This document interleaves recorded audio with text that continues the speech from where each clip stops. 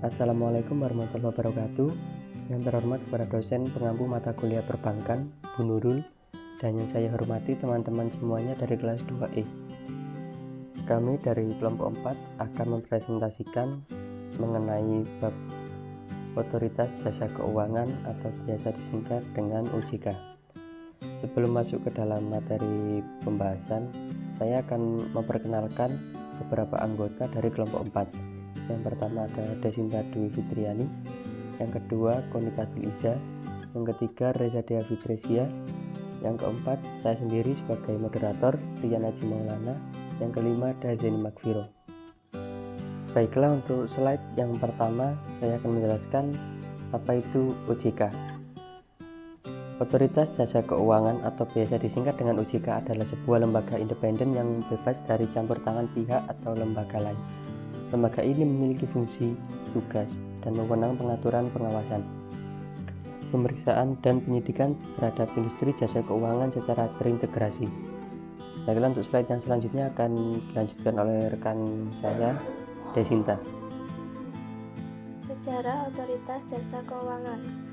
Pada 16 Juli 2012, Presiden Republik Indonesia Susilo Bambang Yudhoyono menetapkan 9 anggota Dewan Komisioner Otoritas Jasa Keuangan,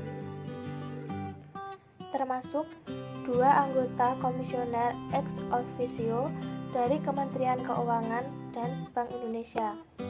Pada 15 Agustus 2012, dibentuklah Tim Transisi Otoritas Jasa Keuangan tahap 1 dengan tujuan untuk membantu Dewan Komisioner Otoritas Jasa Keuangan melaksanakan tugas selama masa transisinya.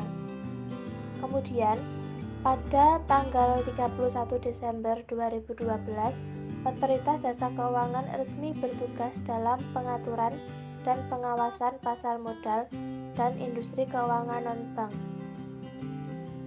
Pada tanggal 18 Maret 2013, dibentuk Tim Transisi Otoritas Jasa Keuangan tahap 2 untuk membantu Dewan Komisioner Otoritas Jasa Keuangan dalam pelaksanaan pengalihan fungsi. Selanjutnya, pada 31 Desember 2013, pengawasan perbankan sepenuhnya beralih dari Bank Indonesia ke Otoritas Jasa Keuangan. Hal itu sekaligus menandai dimulainya operasional Otoritas Jasa Keuangan secara penuh.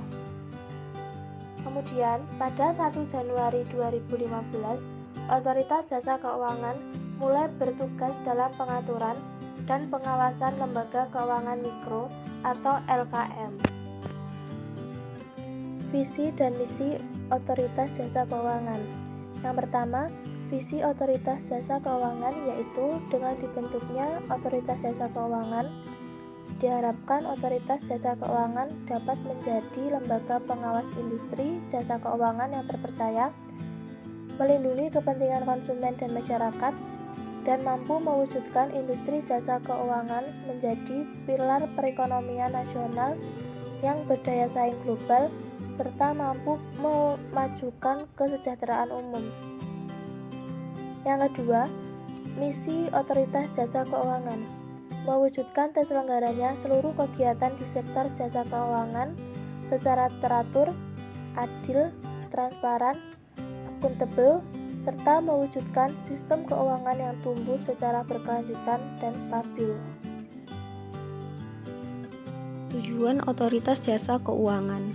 Tujuan utama: meningkatkan dan memelihara kepercayaan publik di bidang jasa keuangan, menegakkan peraturan-peraturan perundang-undangan di jasa keuangan, meningkatkan pemahaman publik mengenai bidang jasa keuangan, serta melindungi kepentingan konsumen jasa keuangan.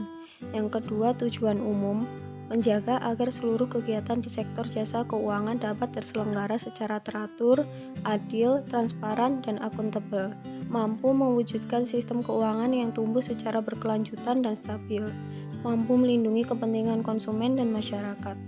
Ketiga, tujuan independensi: mengatur dan mengawasi jalannya lembaga keuangan di Indonesia dengan baik dan tegas, memperkecil tingkat terjadinya kredit macet, yaitu dengan menerapkan berbagai sistem dan aturan untuk dipatuhi oleh pihak industri keuangan non-bank.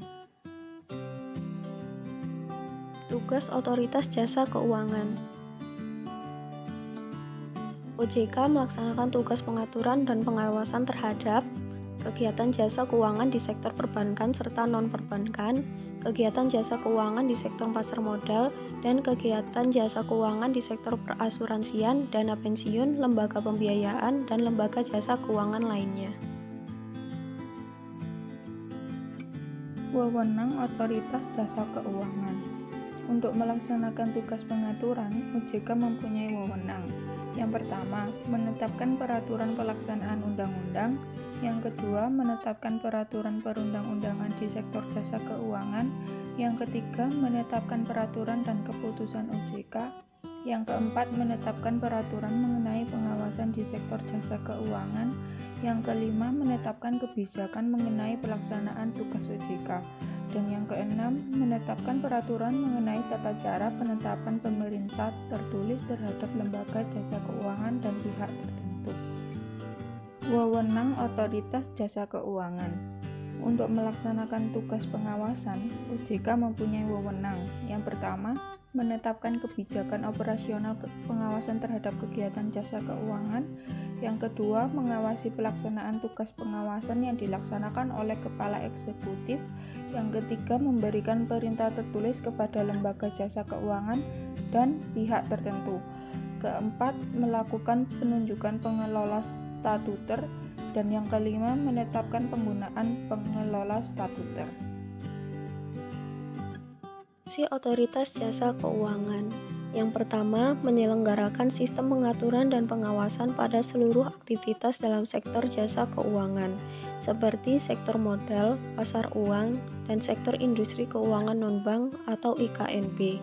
Yang kedua, mengambil keputusan dalam hal perkembangan dan kemajuan keuangan di Indonesia. Pengambilan keputusan ini harus berasal dari berbagai sektor, seperti sektor perbankan, pasar modal, fintech, dan industri non-bank lain yang terlibat di dalamnya. Yang ketiga, melindungi konsumen demi mewujudkan keuangan inklusif untuk masyarakat Indonesia dengan perlindungan konsumen yang sudah terpercaya. Landasan pembentukan Otoritas Jasa Keuangan. Yang pertama, landasan filosofis. Landasan filosofis mewujudkan perekonomian nasional yang mampu tumbuh dengan stabil dan berkelanjutan. Yang kedua, landasan yuridis berdasarkan pasal 34 Undang-Undang Nomor 23 Tahun 1999 tentang Bank Indonesia.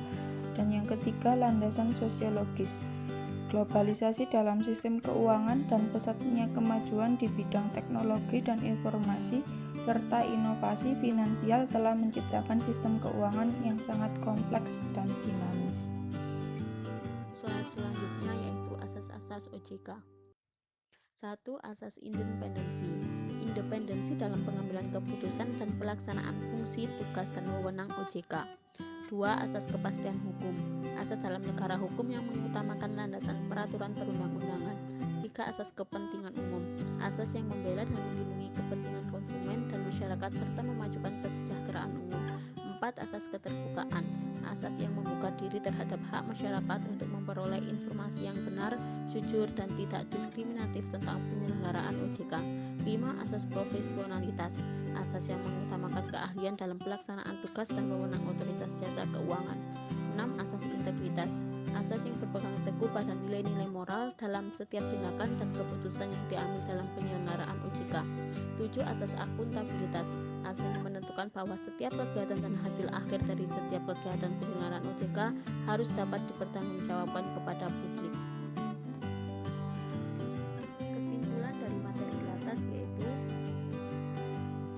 secara garis besar dapat disimpulkan bahwa Otoritas Jasa Keuangan adalah sebuah lembaga independen yang mengatur dan mengawasi jalannya lembaga keuangan di Indonesia dengan baik dan tegas, bebas dari campur tangan pihak atau lembaga lain. Lembaga ini memiliki fungsi, tugas, dan wewenang pengaturan, pengawasan, pemeriksaan, dan penyidikan terhadap industri jasa keuangan secara terintegrasi, mewujudkan perekonomian nasional yang mampu tumbuh dan stabil dan berkelanjutan, menciptakan kesempatan kerja yang luas dan seimbang di semua sektor perekonomian, serta memberikan kesejahteraan secara adil kepada seluruh rakyat Indonesia.